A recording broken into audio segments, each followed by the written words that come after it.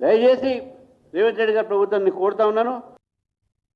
తెలంగాణ భవన్లో జరిగిన జీహెచ్ఎంసీ సర్వసభ్య సమావేశంలో మాజీ మంత్రి తలసాని శ్రీనివాస్ యాదవ్ కాంగ్రెస్ ప్రభుత్వంపై మండిపడ్డారు.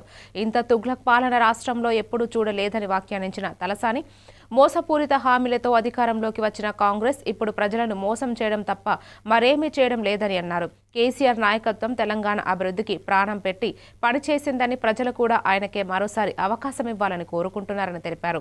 2009 నవంబర్ 29న కేసీఆర్ చేసిన ఆమరణ దీక్ష దేశ రాజకీయాలను కుదిపేసిందని గుర్తు చేశారు. బీసీలకు 42% రిజర్వేషన్ ఇస్తామని చెప్పి సర్పంచ్ ఎన్నికల్లో కేవలం 17% మాత్రమే కేటాయించడం దారుణమని విమర్శించారు.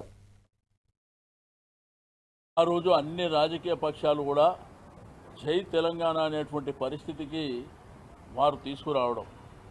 రెండోది పార్లమెంట్లో ఆ రోజు మరి ఇద్దరు పార్లమెంట్ సభ్యులు ఉంటే పార్లమెంట్ని స్తంభింపజేసి లాస్టుకు అమరణ నిరాహార దీక్ష ద్వారానే ఇది సాధ్యమవుతుంది అని చెప్పి తన ప్రాణాలను కూడా పణంగా పెట్టడానికి సిద్ధమైనటువంటి రోజు రేపటి రోజు. 1969 ఉద్యమాన్ని 72 ఉద్యమాన్ని మనం ఎవరూ చూడలే. కానీ కేసీఆర్ గారి ఉద్యమాన్ని 2001 నుంచి 2014 వరకు మనం చూసినాం. అంటే మీలాగా సంస్కారం లేకుంటే ఈ గతంలో మా ప్రభుత్వం లేదు. కాబట్టి దీక్ష దివాస్ అనేది ఒక చరిత్ర, ఒక రాష్ట్రాన్ని సాధించినటువంటిది. రాజకీయ పార్టీలు ఉంటాయి, ప్రభుత్వాలు వస్తుంటాయి పోతుంటాయి, పార్టీ గెలుస్తుంది ఓడిపోతుంది. కానీ ఒక రాష్ట్రం సాధించడం సామాన్యమైనటువంటి విషయం కాదు.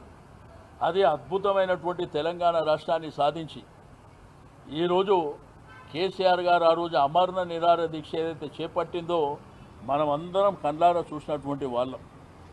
కాబట్టి ఆ తీపి గుర్తులని ఇప్పటి జనరేషన్ కూడా మరి 2001 అంటే 24 సంవత్సరాల తర్వాత కొత్తగా పుట్టినటువంటి జనరేషన్ కూడా తెలవాలనేటువంటి సంకల్పంతో ఈ కార్యక్రమాన్ని రాష్ట్ర వ్యాప్తంగా